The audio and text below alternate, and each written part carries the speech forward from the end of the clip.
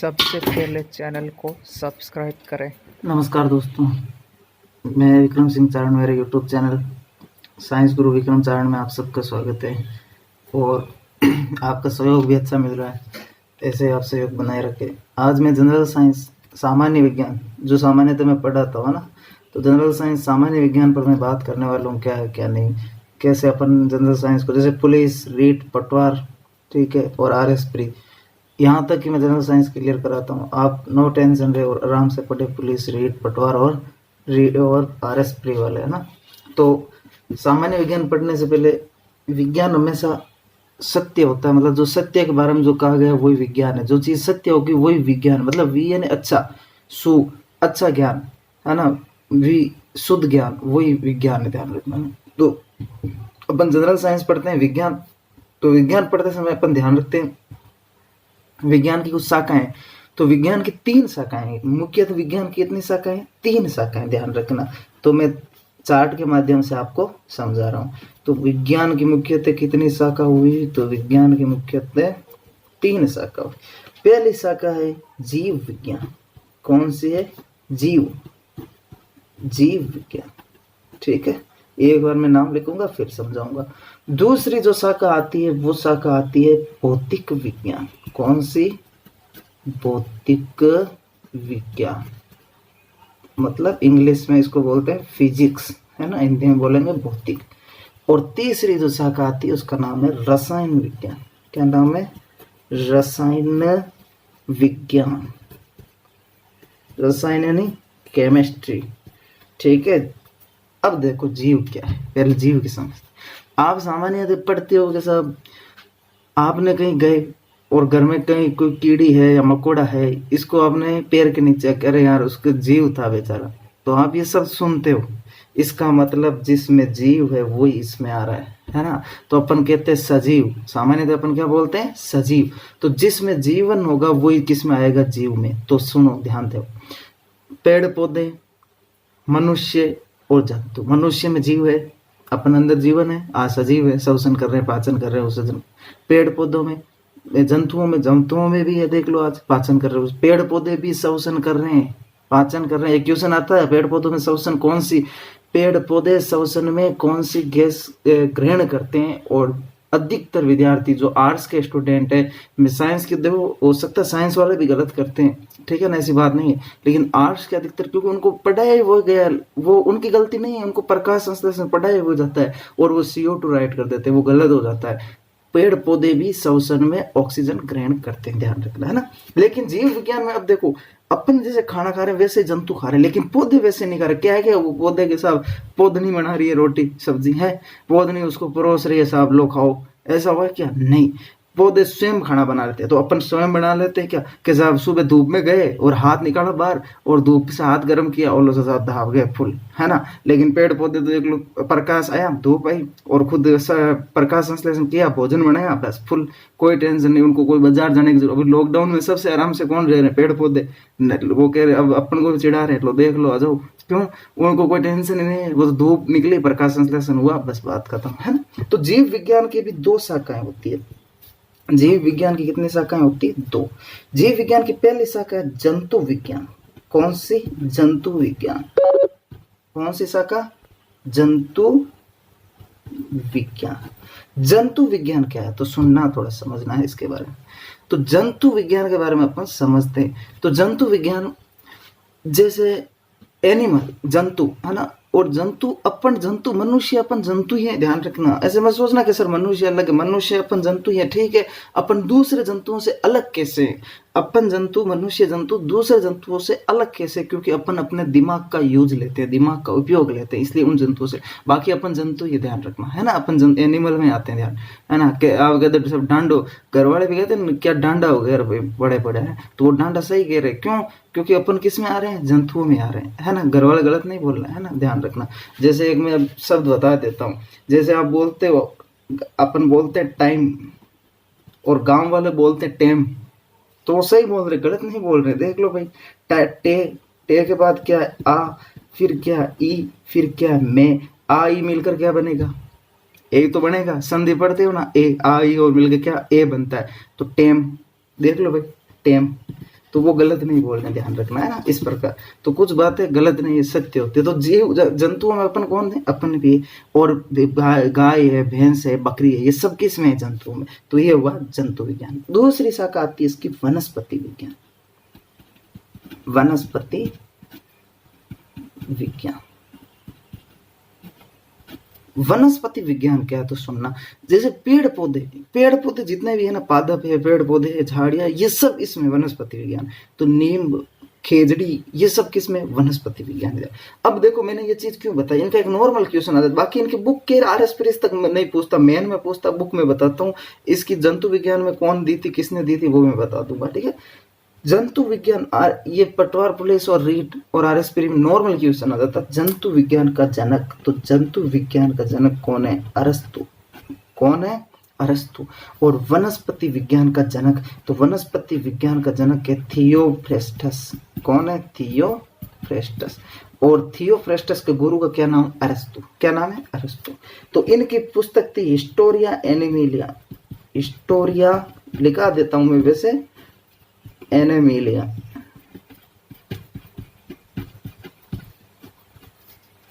ठीक है। और थियोफ्रेस्टस की पुस्तक थी हिस्टोरिया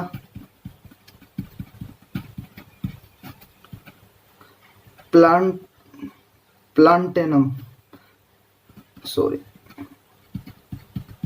प्लांटेनम, ठीक है ना।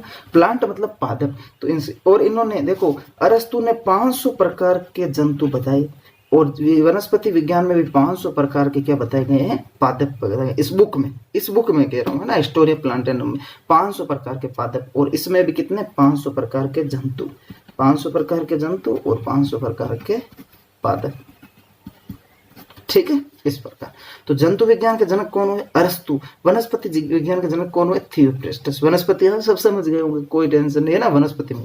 फिर आती है भौतिक विज्ञान, ठीक है भाई। तो इसके में थोड़ा सा, भौतिक विज्ञान की भी 2 शाखाएं। कितनी शाखाएं, तो भौतिक विज्ञान के जनक कौन है, तो नॉर्मल सब बता देंगे, मेरे को लग रहा है सब बोलेंगे अभी, लेकिन उनका गलत करता हूं मैं। देखो भाई कैसे, भौतिक विज्ञान की 2 शाखा। पहली शाखा चिरसम्मत शाखा। कौन सी शाखा है, चिरसम्मत शाखा। और दूसरी शाखा है साहब कौन सी, आधुनिक शाखा। कौन सी शाखा, आधुनिक, कहते हैं ना मॉडर्न शाखा है भाई, आधुनिक शाखा, ध्यान रखना। तो चिरसम्मत शाखा, सर ये नहीं समझे क्या हुआ भाई, चिरसम्मत क्या हुआ, आधुनिक क्या हुआ ना। तो चिरसम्मत शाखा वो होगी जो सन 1900 से पहले की हो। सन 1900 से पहले की शाखा को क्या बोलते हैं, चिरसम्मत शाखा। और आधुनिक शाखा मतलब सन 1900 के बाद। ये मैं 1900 लिखता हूँ, जो नहीं पढ़ते हैं ना मेरे से, वो कहते हैं साहब ये क्या है 1900 बाद में, वो और कुछ समझ लेते हैं कई बार, है ना, इस भी नहीं लगाता मैं आगे। तो 1900 से पहले की चिरसम्मत शाखा, 1900 के बाद की आधुनिक शाखा, ध्यान रखना, है ना। तो चिरसम्मत शाखा, अब भौतिक विज्ञान का एक जनक तो हुआ नहीं, है ना। तो अब भौतिक विज्ञान का थोड़ा मैं समझाता हूँ।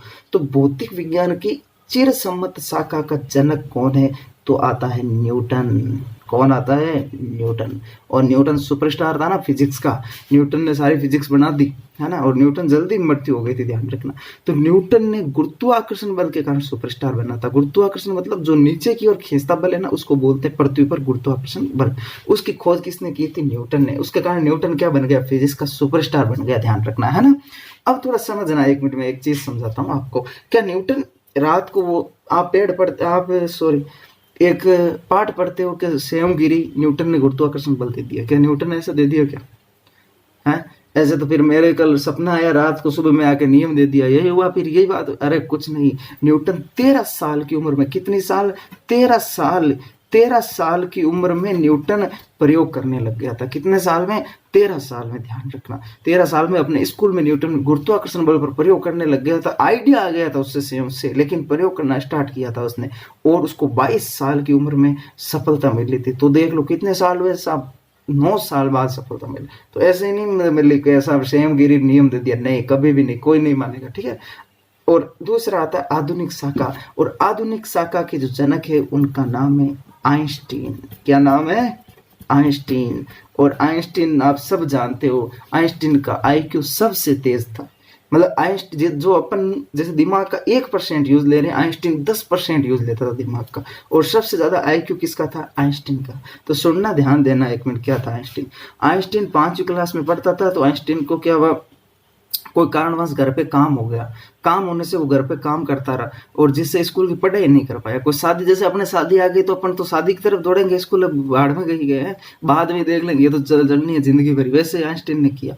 तो 5वीं क्लास में इसके नंबर कम आया तो इसको एक कोई टीचर था, उसने कह दिया कि साहब तू तो देख मंद बुद्धि है, तेरे को कोई पढ़ाई आती नहीं, तू कुछ नहीं कर सकता। ये बच्चा था 5वीं क्लास में, बेचारा बच्चा था, इसने सोच लिया कि साहब मैं तो ऐसा ही हूँ, मैं मंद बुद्धि हूँ। और ये होशियार था बहुत, लेकिन ऐसे सोच लिया मैं मंद बुद्धि हूँ और इसको पढ़ना कम कर दिया। फिर 8th क्लास में आया तो कोई मेरे जैसे टीचर है साहब है, उसने कहा कि भाई आइंस्टीन तू तो यार देख अभी जो पढ़ाया वही तूने अभी बता दिया हाथों हाथ, तू पढ़ है तो तेरी आईक्यू बहुत तेज है, तू बहुत ज्यादा होशियार है। तो आइंस्टीन ने क्या मान लिया, मैं होशियार हूँ। और उसी समय आइंस्टीन पूरी स्कूल में फर्स्ट आया था, ध्यान रखना।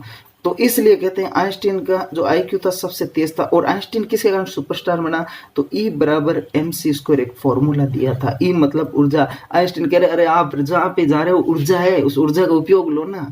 अरे आप जैसे अपने हाथ मलते हो तो हाथों से ऊर्जा निकलती है। अरे आपने जो खाना खाया ना वो ऊर्जा है, अब आपको खाने से ऊर्जा मिली। और जैसे हाथ मिलोगे तो उष्मा निकलेगी हाथों से। क्या निकलेगी? उष्मा, ध्यान रखना। और उष्मा क्या कर देगी? गर्म कर देगी, ठीक है ना। तो आइंस्टीन ने क्या फॉर्मूला दिया? E बराबर mc²। ऊर्जा का उपयोग करो, ऊर्जा का निर्वात में उपयोग करो, कहीं उपयोग कर सकते हो, ऊर्जा का उपयोग करो। आज देख लो अपन ये जो पंखे चल रहे हैं ना इस पर ही है। आज देख लो, आज पंखे को अपन क्या करते हैं? घुमाते हैं, यांत्रिक ऊर्जा देते हैं। क्या देते हैं? यांत्रिक ऊर्जा। और यांत्रिक ऊर्जा को अपन किस में बदल देते हैं? यांत्रिक ऊर्जा को सॉरी नाम आ गया, पंखे में यांत्रिक ऊर्जा तो होती है लेकिन कैसे, सुनना। पहले अपन विद्युत ऊर्जा देते हैं पंखे, क्या देते हैं? विद्युत ऊर्जा। और विद्युत ऊर्जा देकर अपन पंखे को किस में बदलते हैं? यांत्रिक ऊर्जा। जो वो चल रहा है ना वो यंत्र, मतलब यांत्रिक कार्य कर रहा चल रहा है जो है ना। और अपन को ऊर्जा कौन सी दी? विद्युत ऊर्जा। विद्युत ऊर्जा किस में बदला? यांत्रिक ऊर्जा। ऐसे माइक, अब जैसे मैं बोल रहा हूं मेरी ध्वनि ऊर्जा है ये है ना, ये ध्वनि ऊर्जा किस में, अब किस में रूपांतरित हो रही है? माइक में जा रही है, तो ये जाएगी इसमें, किस में? माइक में। तो किस में रूपांतरित होगी, है ना। इस प्रकार ये ऊर्जा का देख लो उपयोग हो रहा है, एक जगह से दूसरी, वापस ध्वनि निकल रही है ना। देख लो ध्वनि ऊर्जा गई वापस, है ना, ऊर्जा मैंने विद्युत ऊर्जा में, फिर वापस किस में? ध्वनि ऊर्जा में, है ना। इस प्रकार ध्यान रखना, तो ऊर्जा का उपयोग। लेकिन आइंस्टीन देखो, हर वैज्ञानिक गलत नहीं होता। आइंस्टीन बेचारा बहुत अच्छा वैज्ञानिक था, लेकिन इसके जो नीचे वैज्ञानिक काम कर रहे थे उन्होंने इस सूत्र का काम उपयोग लेकर और परमाणु बम बना दिया। और आज परमाणु बम देख लो आप कैसा है। तो परमाणु बम बहुत ही घातक, बहुत ही खराबदायक है, ध्यान रखना, है ना। फिर आती है रसायन विज्ञान, और रसायन विज्ञान के जनक है लेवोजियर। कौन, क्या नाम है? ये लाइन खींच रहा हूं मैं, लेवोजियर। और रसायन में क्या होगा सर, क्या आते हैं रसायन में? तो रसायन में ध्यान रखना, जैसे आप ऑक्सीजन लेते हो, CO2 छोड़ते हो, ये सब किस में आएंगे? रसायन में, ध्यान रखना, है ना, ये ध्यान रखना, है ना। इस प्रकार तो रसायन में, रसायन विज्ञान का जनक कौन? लेवोजियर, लेवोजियर, ठीक है ना, लेवोजियर, ध्यान रखना। और भौतिक विज्ञान में क्या? पंखे हैं, टेबल है, कुर्सी है, ये सब भौतिक। आप स्कूल में भी जाते हो तब कहते हैं ना क्या भौतिक सुख सुविधाएं हैं, आपके घर वाले भी कहते होंगे सर क्या आपके स्कूल में क्या भौतिक सुख सुविधा है, तो कहते हैं साहब ये सुख सुविधा है हमारे स्कूल में, है ना। तो आप एक स्क्रीनशॉट लेना चाहो तो इसका एक स्क्रीनशॉट आप ले लो। ये जंतु विज्ञान है ना। ओके, ले लिया होगा स्क्रीनशॉट। ये तो बस बेसिक जानकारी। अब अपन टॉपिक पढ़ेंगे। इसमें तो मेरे को लग रहा है अब आपको समझ में आ गया जनरल साइंस क्या, सबको समझ में आ गया, आर्ट्स वालों को भी समझ में आ गया। ठीक है सर, ये बात है ना, इस प्रकार, ठीक है। अब अपन चलते हैं टॉपिक पर। तो मैं पहला टॉपिक लेऊंगा आपके पोषक तत्व। पहला टॉपिक आपका कौन सा लूंगा? पोषक तत्व। अब आप कहते हो सर पोषक तत्व क्या है, तो सुनना। पाचन तंत्र पढ़ते हो आप सब, तो पाचन तंत्र एक तरह से इंजन है ना, इंजन की तरह काम कर रहा है भाई। जब तक अंदर चलता रहेगा, ऑयल काम करता रहेगा, ऑयल बंद तो इंजन भी बंद। आपकी गाड़ी में आप ऑयल डलाते हो, एक पेट्रोल डलाते हो और एक ऑयल डलाते हो बाइक में, क्यों? जिससे वो घिसे नहीं पुर्जे, तो अपने पुर्जे नहीं घिसे, इसलिए अपन क्या खाते हैं? ऑयल डालते हैं। और वो ऑयल क्या है? पोषक तत्व है। अपना इंजन कौन हुआ? पाचन तंत्र। लेकिन पाचन तंत्र स्टार्ट करने के लिए क्या डालेंगे? ऑयल। ऑयल कौन है? पोषक तत्व है। तो इस ऑयल को कैसे डालते हैं, तो सुनना, ध्यान देना अपने अंदर भाई। ऑयल कैसे डालेंगे, है ना। ऑयल वो मत पी लेना कहीं गलती से ना, मैं अभी बताता हूँ सब ऑयल कौन कौन सा। तो मैं एक हेडिंग लगा रहा हूँ, पोषक तत्व, वो तो अलग अलग रहेगी ना, कोई टेंशन नहीं उसका।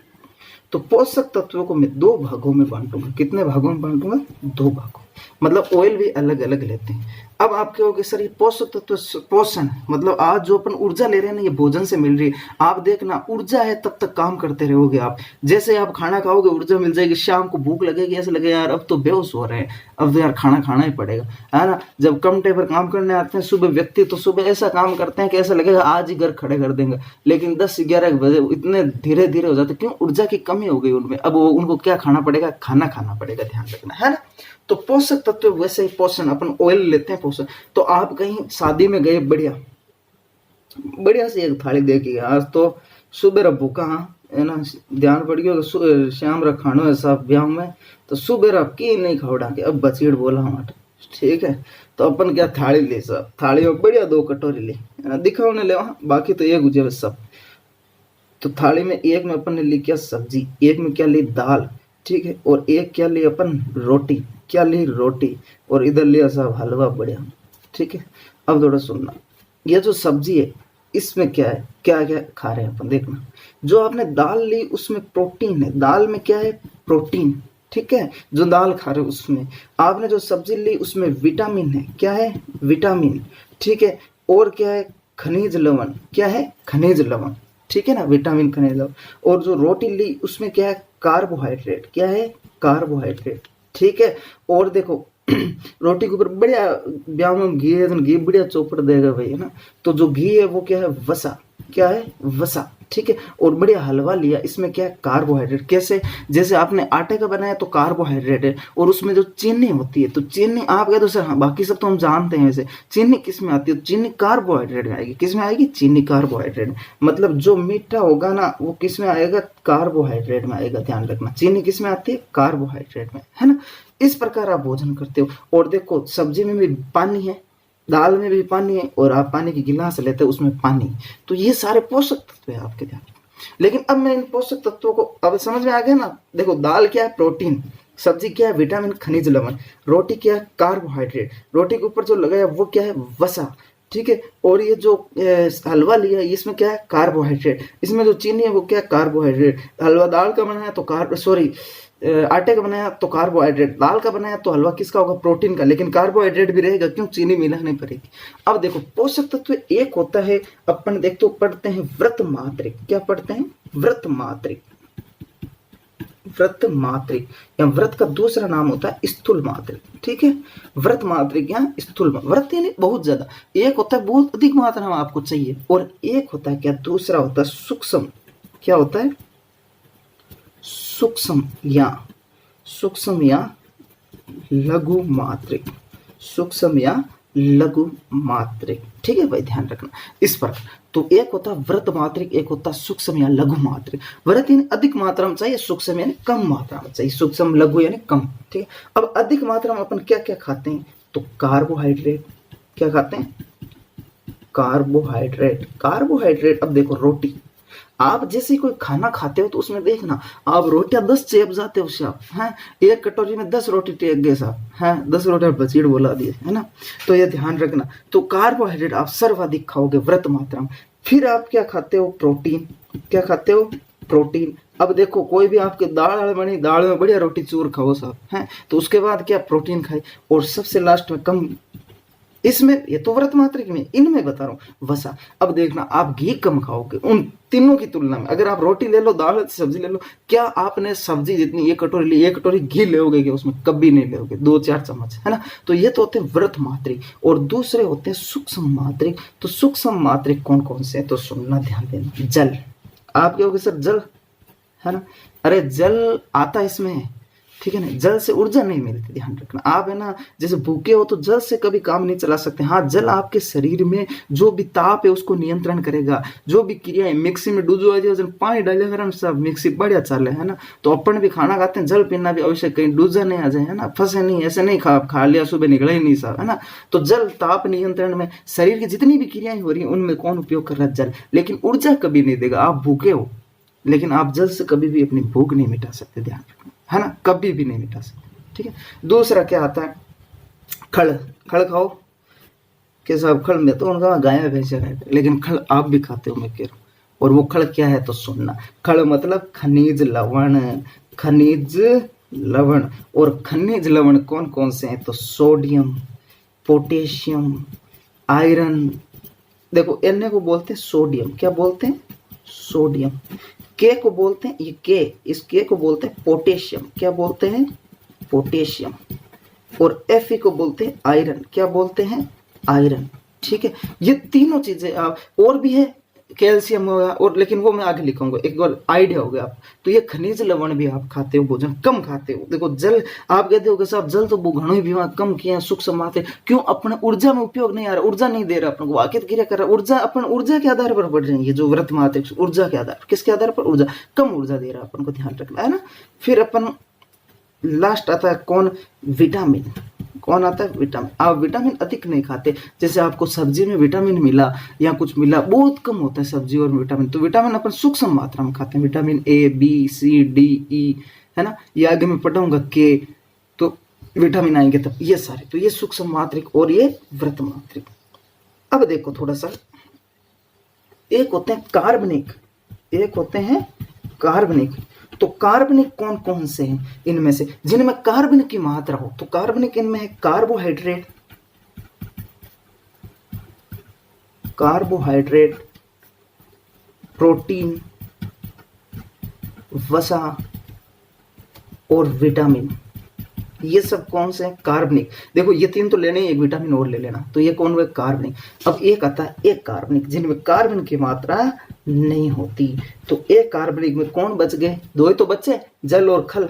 तो जल और खल दोनों लिख लें।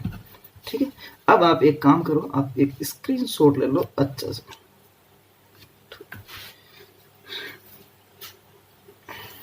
ले लिया स्क्रीनशॉट, कोई प्रॉब्लम। तो अपन ने देखो भाई कार्बोहाइड्रेट कहाँ हुआ, रोटी में, प्रोटीन कहाँ हुई, दाल में, अपन वो बढ़िया सी ली थी ना उसमें, वसा कहाँ हो गई, रोटी के ऊपर वो चिकनाहट लगाई उसमें, घी में। ठीक है, जल साथ में लिया, खनिज लवण इसमें है सब्जी में, ठीक है, विटामिन सब्जी में है, वसा अपन ने लगा ले, इस प्रकार ध्यान रखना है ना। ओके, तो आगे चलता हूँ। अब पोषक तत्व, ये तो होती बेसिक जानकारी पोषक तत्व। ठीक है, अब पोषक तत्व में अपन पहला ही लेते हैं प्रोटीन। पहला क्या लेते हैं अपन, प्रोटीन। ये लो भाई हेडिंग लगा लो सब, प्रोटीन। तो सब हेडिंग लगा लो प्रोटीन। अब प्रोटीन क्या है इसके बारे में देखो, लगा ली हेडिंग। प्रोटीन, देखो प्रोटीन बना किससे, अपन दाल खा रहे हैं उसमें क्या है प्रोटीन, दाल समझ गए, दाल है जितने भी उन सब में क्या है प्रोटीन होगा, दूध में भी प्रोटीन है ना।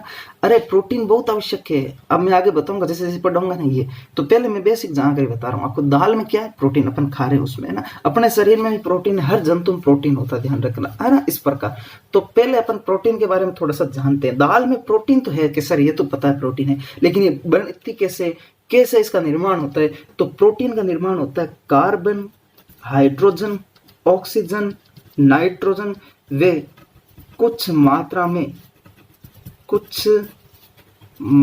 में सल्फर व फास्फोरस भी होते हैं।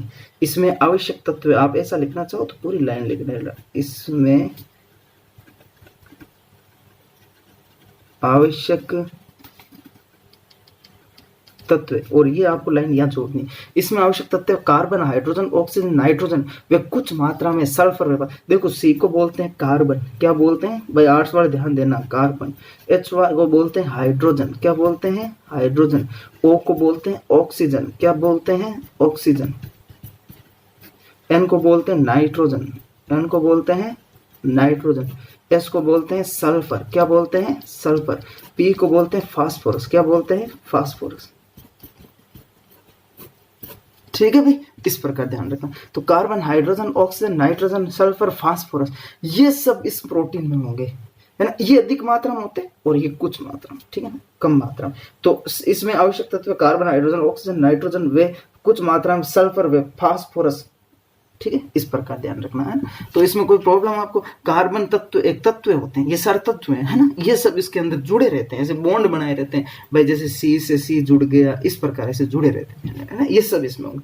अब प्रोटीन की खोज किसने की, तो प्रोटीन की खोज की थी मुल्डर ने। किसने की थी, मुल्डर ने। किसने की, मुल्डर। मुल्डर नाम का वैज्ञानिक है, उसने प्रोटीन की खोज की। और प्रोटीन का नामकरण किसने किया, तो प्रोटीन का नामकरण किया जे बर्जीलियस ने। किसने किया, जे बर्जीलियस ने। किसने किया, जे बर्जीलियस ने। तो प्रोटीन की खोज किसने की, मुल्डर ने। और नामकरण किसने दिया, तो नामकरण दिया जे बर्जीलियस ने। ध्यान रखना है ना। अब थोड़ा सा ध्यान देना, ये चीज याद रखना है ना, इंपॉर्टेंट है ध्यान। अब थोड़ा सा अपन आगे पढ़ते हैं। अब अपन पढ़ते हैं प्रोटीन अमीनो अम्ल के बहुलक होते हैं। प्रोटीन अमीनो अम्ल के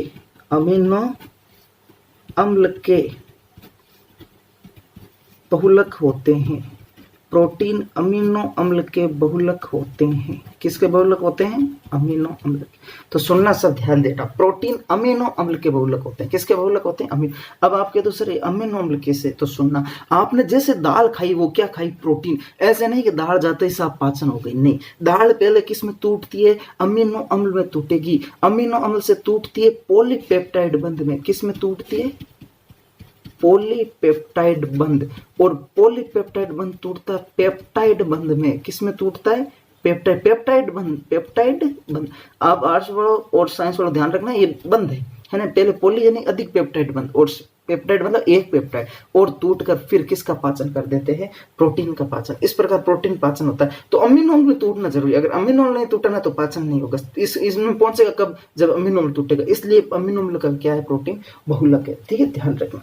और ये शरीर के निर्माणकारी पदार्थ होते हैं। कौन, प्रोटीन। यह शरीर के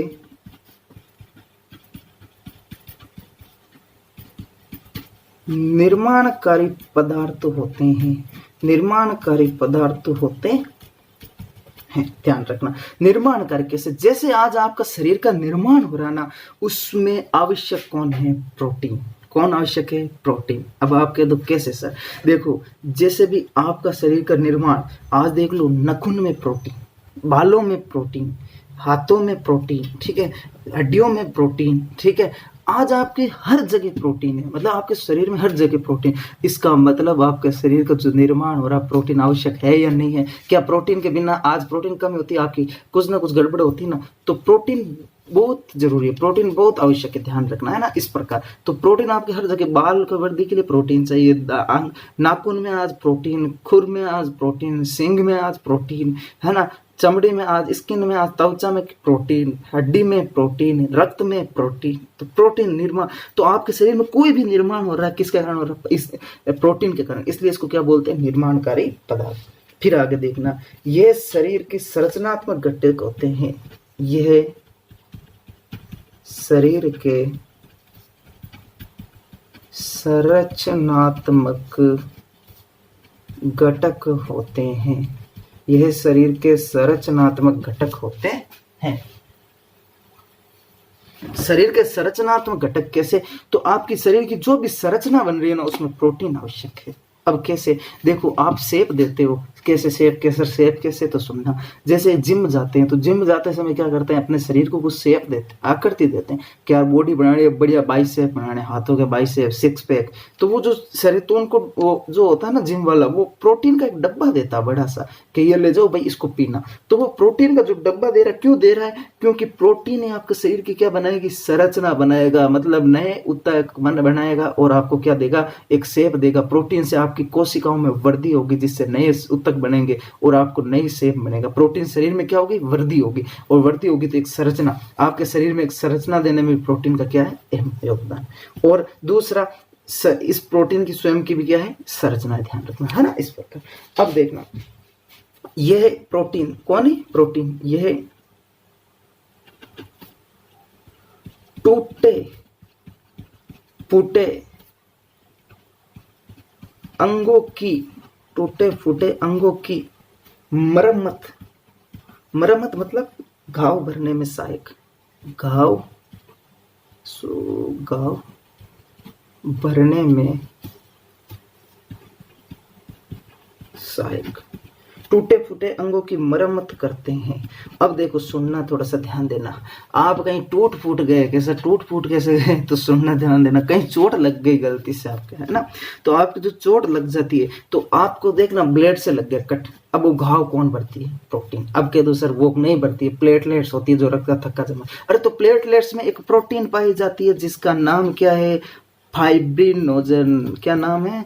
फाइब्रिनोजन प्रोटीन। और ये कौन है? स्वयं प्रोटीन, हुई ना। तो फाइब्रिनोजन क्या कर रही है? घाव भर रही है। क्या कर रही है? घाव भर रही है। और फाइब्रिनोजन स्वयं क्या है? प्रोटीन। तो बताओ घाव भरने में प्रोटीन सहायक हुई या नहीं हुई? बढ़िया एकदम पुट्टी कर देगी, बरोबर ला देगी, है ना, ध्यान रखना। तो कौन? फाइब्रिनोजन। तो फाइब्रिनोजन कौन होता है? घाव भरने में सहायक होती है, और ये स्वयं क्या है? प्रोटीन है। तो टूटे फूटे अंगों की मरम्मत भी कौन करता है? प्रोटीन। आप स्क्रीनशॉट लेना चाहो इसका तो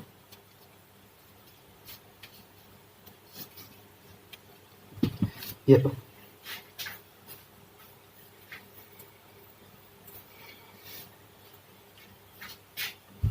ओके,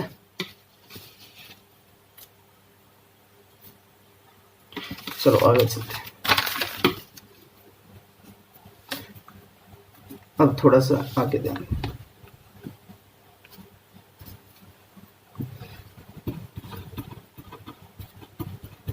पहलवान तथा गर्भवती पहलवान तथा गर्भवती महिला पहलवान तथा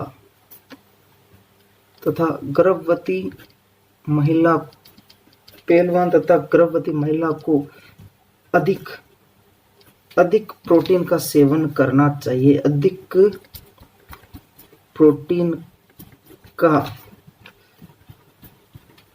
सेवन करना चाहिए।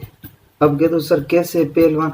तो पहलवान मैंने बता दिया आपको, जिम जाओगे क्या बनोगे? पहलवान। तो पहलवान बनते हैं तो पहलवान अधिक से अधिक प्रोटीन खाते हैं जिससे उनके शरीर क्या वृद्धि करे, उनकी शरीर फूले, एक संरचना मिले, निर्माण हो, और ज्यादा निर्माण हो जाए। जैसे पहले हाथ इतना था और बड़ा हाथ, तो उसके लिए कौन चाहिए? प्रोटीन। गर्भवती महिला कैसे? सुनना ध्यान देना। गर्भवती महिला होगी तो गर्भ में कौन होगा? शिशु, है ना। तो गर्भ में नवजात शिशु जो बनेगा, भ्रूण शिशु बनेगा, तो उसके लिए क्या चाहिए? जब नया भ्रूण बनेगा तो कोशिकाओं से बनेगा और नई कोशिकाएं बनेगी। अब कोशिका क्या होती है? तो सुनने ध्यान। कोशिका अपने शरीर की ना एक संरचनात्मक क्रियात्मक इकाई, जो जितनी भी क्रियाएं हो रही है अपनी, देखो आज श्वसन हो रहा है, कोशिका चाहिए। पाचन हो रहा है, कोशिका चाहिए, है ना। रक्त बह रहा है, कोशिका चाहिए। अरे रक्त एक पानी है, पानी को नीचे गिरा दो ऊपर आ जाएगा क्या? बताओ मेरे को। आ सकता है कि अपने आप? नहीं आ सकता। लेकिन रक्त स्वयं आता है, उसको ले जाती कौन है? कोशिकाएं। कौन ले जाती है? कोशिकाएं। अब देखो कोशिका उस रक्त के साथ मिलती है और ऊपर लाती है अपने शरीर से। ऐसे तो फिर अपने रक्त नीचे चला गया पैरों में, फिर ऊपर आना ही नहीं चाहिए था मस्तिष्क में, लेकिन लाती कौन है? कोशिकाएं। तो कोशिकाएं हर पाचन है, श्वसन है, उत्सर्जन है, सब में अपना योगदान देती है। कौन देती है? कोशिका। अब थोड़ा समझना, एक नाम है तब कोशिका। जैसे आप क्लास में बैठे हो, एक का नाम है, जैसे मान लो एक का नाम है सुरेश, है ना, तो अपन कहते थे एक जना है कि ये सुरेश है। लेकिन पूरी रीट की, पूरी पटवारी की, पूरी पुलिस की क्लास बैठी है, तो मैं ये बोलूंगा ये सुरेश, ऐसे बोलूंगा ये सुरेश है? नहीं, बोलेंगे ये रीट की क्लास है। तो कोशिकाओं का एक झुंड बन जाता है। वो कोशिकाएं जो कार्य में समान, संरचना में समान और उत्पत्ति में समान, जो एक ही काम करे। जैसे पाचन करने का काम कुछ कोशिकाएं एक ही जो पाचन करने का काम कर रही है, उनकी संरचना एक जैसी है और उनकी उत्पत्ति एक जैसी है। तो जो कार्य में समान, जो उत्पत्ति में समान, जो संरचना में समान, उस कोशिकाओं के समूह को अपन क्या बोलते हैं? ऊतक बोलते हैं, टिश्यू बोलते हैं। क्या बोलते हैं? ऊतक या टिश्यू। अब आया समझ में? तो ऊतक वही होता है और ऊतक कुछ नहीं, अपन पढ़ते हैं ना ऊतक। और कोशिका को समूह होता है। जैसे आप सारे बच्चे बैठ गए तो एक रीट का बेंच बन गया, कहते हैं रीट का बेंच है। ऐसे थोड़ी बोलेंगे एक बच्चा, तो कोशिका बहुत ज्यादा हो जाएगी, तो उसको क्या बोल देंगे? ऊतक बोल देंगे। तो नई कोशिका बनेगी भ्रूण में, नए ऊतक बनेंगे और उनको बनाएगा कौन? प्रोटीन। इसलिए कहते हैं गर्भवती महिला को अधिक से अधिक प्रोटीन खाना चाहिए जिससे भ्रूण अच्छा बने, है ना, इस प्रकार। ओके, आ गया समझ में? कोई प्रॉब्लम इसमें तो नहीं होगी मेरे को लग रहा शायद, है ना। और कोई प्रॉब्लम होती कमेंट बॉक्स में बोलो, है ना। देखो आगे यार पढ़ने का मजा लो बस, ऐसे, है ना। फिर मेरे को मजा नहीं आता ऐसे ज्यादा, थोड़े कमेंट और शेयर में रखो थोड़ा ज्यादा। फिर यह शारीरिक वृद्धि के लिए उत्तरदायी है। शारीरिक वृद्धि के लिए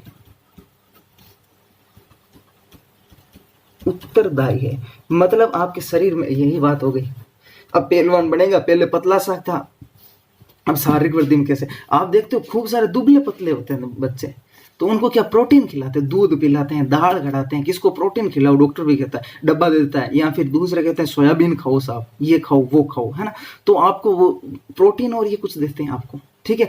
क्यों देते हैं? ताकि आपकी प्रोटीन मिलेगी तो शारीरिक वृद्धि होगी। आप वो पतला सा जो दुबले पतले होते थे ना, तो उनको प्रोटीन ज्यादा देते थे ताकि शरीर में क्या हो, वृद्धि हो। पहले क्या एक बार ट्रेंड चल गया था, जो दुबला पतला देखा अपने हर जगह हर गली में डब्बे ले लेके बैठ गए प्रोटीन के, और 900-1000 रुपए में हेल्थी हो, माता हो, सा मोटा हो, है ना, ये डब्बा पियो मोटे हो जाओ, ठीक है। तो अपन वो डब्बा लाते थे, क्यों? क्योंकि शारीरिक वृद्धि करनी थी, और शारीरिक वृद्धि करें कमी किसकी हुई, प्रोटीन की। लेकिन ऐसा भी नहीं है, कुछ में प्रोटीन की मात्रा सही रहती, फिर भी पतले रहते हैं, नॉर्मल रहते हैं, ज्यादा पतले नहीं, नॉर्मल, लेकिन वो ऐसी अलग बात है ना। तो शारीरिक वृद्धि, पतले दुबले पतले होंगे ना, उनको प्रोटीन खिलाओगे तब उनको क्या हो जाएंगे, हेल्थी हो जाएंगे। और पहलवान अपना शरीर बढ़ा रहा, पहले नॉर्मल था, बढ़ाना चाहता है तो क्या कर रहा, प्रोटीन। ओके, इसमें तो कोई प्रॉब्लम नहीं, आगे चलते हैं। ये शरीर के नए ऊतकों के विकास में सहायक होते हैं। यह शरीर के नए ऊतकों के विकास में सहायक होते हैं। अब देखो, शरीर में जो नई ऊतक बने, मैंने बताया था ना, नई कोशिका किससे, प्रोटीन से। प्रोटीन कोशिका को समूह क्या बोलेंगे, ऊतक। जो उत्पत्ति, कार्य और संरचना में समान हो, उन कोशिका को समूह को क्या बोलते हैं, ऊतक। तो नए ऊतक के निर्माण में, ये तो बात सत्य है, तभी शरीर वृद्धि होगी, नई कोशिका आएगी, आपका शरीर फूलेगा तो मोटा होगा तब, और नए ऊतक आएंगे, वो कौन बनाएगा, प्रोटीन, ठीक है। इस प्रकार, है ना। तो ये तो हो गया शारीरिक वृद्धि, इस प्रकार है। अब देखो प्रोटीन की जो संरचना है ना, और प्रोटीन को संरचना तो होगी, अब मैं आगे बताऊंगा प्रोटीन की मतलब संरचना। जैसे संरचना समझे, जैसे अपन मनुष्य, अपनी एक संरचना है ना, अपन खड़े हैं पैरों पर, गाय की एक संरचना, भैंस की, वैसे एक प्रोटीन की संरचना। और प्रोटीन के कार्यों को अध्ययन, तो प्रोटीन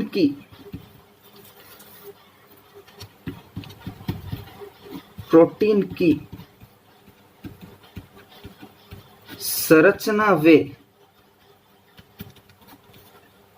कार्यों के अध्ययन को कार्यों के अध्ययन को प्रोटियोमिक्स क्या बोलेंगे, प्रोटियोमिक्स। प्रोटीन की संरचना के कार्यों के अध्ययन को प्रोटियोमिक्स कहते हैं, ध्यान रखना, है ना। अब कैसे सुनना, तो प्रोटीन की एक संरचना है, संरचना का अध्ययन करना वैज्ञानिक करते हैं, आपको पता ही है। और उसके क्या कार्य है प्रोटीन का, उसका अध्ययन करना, ये क्या कहलाती है, प्रोटियोमिक्स कहलाती है। क्या कहलाती है, प्रोटियोमिक्स, ध्यान रखना। अब इनकी जो कई बार पूछ लेता है, प्रोटीन की संरचना व कार्य का अध्ययन क्या, प्रोटियोमिक्स। तो आप इतना एक बार स्क्रीनशॉट ले लो, एक बार इतने,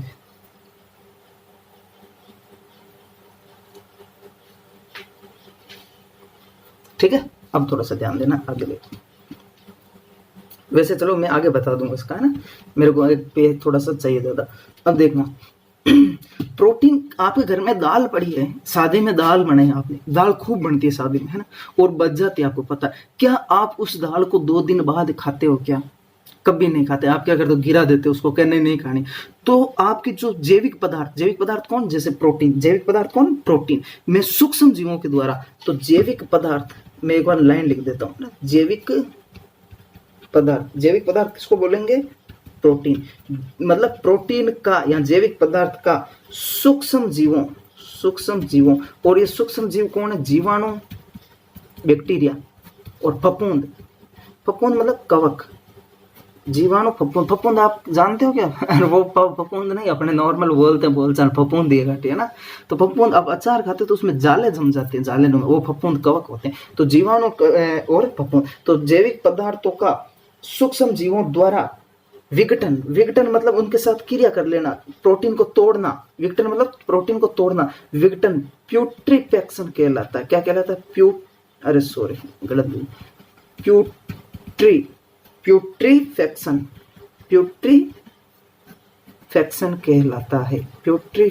कहलाता है। तो जैविक पदार्थ प्रोटीन का सूक्ष्म जीवों जैसे जीवाणु, फफूंद आदि के द्वारा विघटन करके जो क्रिया होती है उसको क्या बोलते हैं, प्यूट्रीफेक्शन बोलते हैं। अब जो आपकी दाल में जो बदबू आ रही है ना, वो प्यूट्रीफेक्शन के कारण आ रही है। आपकी दाल जो बदबू मार रही है ना, वो किसके कारण मार रही है? प्यूट्रीफेक्शन के कारण। ध्यान रखना, उस क्रिया को क्या बोलेंगे? प्यूट्रीफेक्शन। और वो किसके कारण मार रही है? जीवाणु व फफूंद के कारण मार रही है। इसलिए आप दाल गिरा देते हो, आप देखते हो बदबू आती है। और उस बदबू में कितनी गैसें निकलती है? तो इस प्रक्रिया में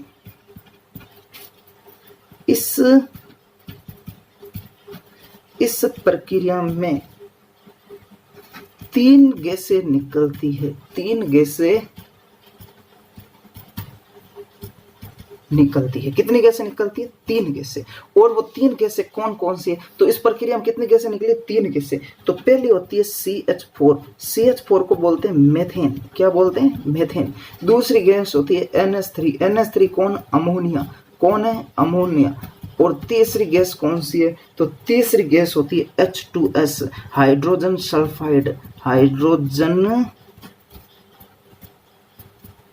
सल्फाइड हाइड्रोजन सल्फाइड। आप एक स्क्रीनशॉट ले लो इसका भी, फिर मैं इनका बताऊंगा। तो ये 3 गैसें निकलेगी। जैसे आपके जैविक पदार्थ है, उनको सूक्ष्म जीव, जीवाणु, फफूंद का द्वारा विघटन, मतलब उनके दाल के बड़े अणुओं को तोड़ना, उनके साथ क्रिया कर लेना। ये जीव, अब देखो ये तो खराब ही करने, और उस क्रिया क्या बोलते हैं? प्यूट्रीफेक्शन। और इस प्यूट्रीफेक्शन में क्रिया में कितनी गैसें निकलती है? 3। CH4 methane, NH3 ammonia, H2S hydrogen sulphide. अब इसके बारे में एक-एक के बारे में बताता हूँ, तो थोड़ा सुनना, ध्यान देना। पहली गैस निकली थी कौन सी? इधर पहली गैस निकली थी कौन सी? CH4। क्या नाम था? मेथेन। अब आपके वो सर मेथेन तो चलो ठीक है, CH4 इसका फॉर्मूला है, लेकिन इसकी गंध कैसी होती है? तो इसकी गंध लेनी है तो धान के खेतों में चले जाओ। तो धान के खेतों में, तो धान के खेतों में कहां पर? धान के खेतों में किसकी खुशबू आएगी? मेथेन। मतलब चावल के जो खेत है उसमें किसकी खुशबू आएगी? मेथेन की। दूसरी अपन लेते हैं NH3। क्या लेते हैं? NH3 को बोलते हैं अमोनिया। क्या बोलते हैं? अमोनिया। अब आप कहते हो सर इसकी खुशबू लें, तो इसकी अगर आपको खुशबू लेनी है तो आप चले जाओ सुलभ शौचालय। ठीक है, कहाँ चले जाओ? सुलभ शौचालय में। और सुलभ शौचालय में जो बढ़िया सी खुशबू आएगी वो किसकी आएगी? अमोनिया की। अब आप कहते हो सर वो अमोनिया, लेकिन वो अमोनिया की जैसी गंध होती है। अमोनिया, मैंने बताया ना, अमोनिया जैसी गंध लेनी तो सुलभ शौचालय। अब अमोनिया जैसी गंध होती है, वो आती तो अपन सुलभ शौचालय में एक ही काम करते हैं, है ना? कोई ऐसा तो नहीं वहाँ खाना खाएंगे, तो वहाँ टॉयलेट करते हैं। सुलभ शौचालय, जो टॉयलेट में देखो यूरिनॉइड के कारण तो बदबू आती है टॉयलेट की। जो आपके पेशाब में बदबू आएगी ना, बदबू, वो किसके कारण आएगी? यूरिनॉइड। और एक होता है यूरोक्रोम। क्या होता है? यूरोक्रोम के कारण मूत्र का रंग कैसा होगा? आपके मूत्र का रंग पीला होगा। कैसा होगा? पीला। तो मूत्र में बदबू किसके कारण? यूरिनॉइड के कारण। और मूत्र का पीला रंग किसके कारण? यूरिनॉइड। और ये यूरिनॉइड अमोनिया जैसी होती है, इसलिए देख लो कहां पर आएगी अमोनिया गंध? सुलभ शौचालय। तीसरी कौन आती है? H2S hydrogen sulphide.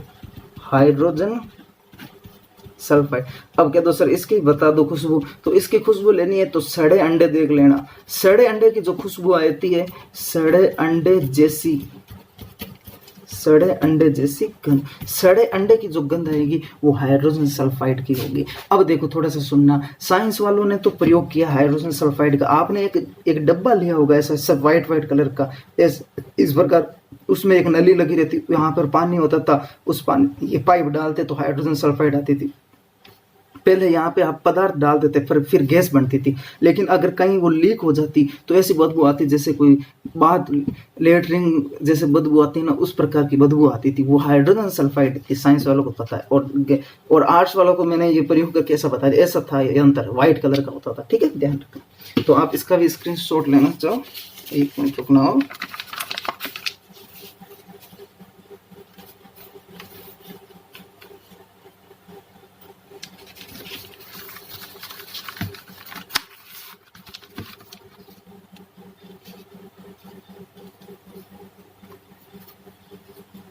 ये लो स्क्रीनशॉट। ठीक है, अब अपन आगे बढ़ते हैं प्रोटीन की मात्रा। तो भाई बताओ प्रोटीन की स्रोत या मात्रा, सर्वाधिक प्रोटीन किसमें होता है? सब बताओ भाई, सब बता दिया। और सब सोयाबीन बताया मेरे को लग रहा, सब नहीं, और जो मेरे से पढ़ लड़के हैं वो तो नहीं बताए, बाकी सब दे रहा हूँ ना।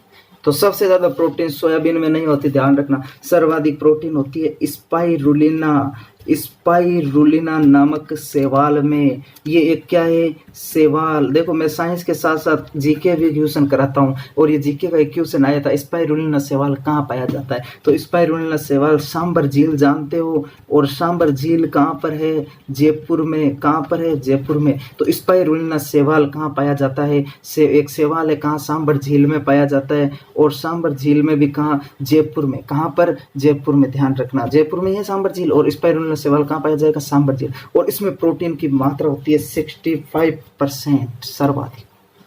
अब आ गया समझ में, कोई प्रॉब्लम। अब आगे चलते हैं, ये तो वह सर्वाधिक। इसके बाद आती है सोयाबीन। कौन आता है, सोयाबीन। अब आपने सबने यही नाम बताया मेरे को लग रहा है ना। तो सोयाबीन और राजमा। राजमा जानते हो, राजमा चावल खाते हो ना पहले। हाँ, एक सब्जी होती है राजमा की, जैसे अपने ये होते हैं मूंगफली जैसे। हाँ, कई बार होते हैं, पता तो है लेकिन नाम नहीं पता सर। हाँ, अगर मूंगफली कह सके, हाँ वो होती है सब्जी उसकी, ठीक है, लेकिन नाम नहीं पता रहा। शहरों में हमें भी कहा था साहब, बाहर रहते थे पढ़ने, तब कहते थे कि साहब राजमा की सब्जी, ठीक है, मजा आएगी, राजमा मर जाए ना, काहीं टकाई है। लेकिन बाद में ध्यान पड़ा, अच्छा ये तो खाई हुई है यार साहब, यही राजमा है क्या है, इस प्रकार। तो इस प्रकार ध्यान रखना, सोयाबीन राजमा में 46%, कितने, 46% क्या होती है, प्रोटीन। फिर आती है दाल। कौन आती है, दाल। और दाल में होती है 26% प्रोटीन। इनमें से कोई एक मेरे को बता दो, मांसाहारी नहीं आया अभी तक। अपन कहते हैं ना मांसाहारी खाओ, मांसाहारी, अरे स्वाद में बढ़िया नहीं है, बस इतना, ऐसे क्यों ना। बाकी देख लो, सोयाबीन राजमा सर्वाधिक, इसमें मतलब इनसे सर्वाधिक दाल से, फिर दालों में। अभी देखो अंडा नहीं आया, अब आएगा, देखो मांस मछली। मैं यही लिख रहा हूँ उसके नीचे जस्ट, है ना, मेरे उधर पेज खत्म हो गया। मांस मछली,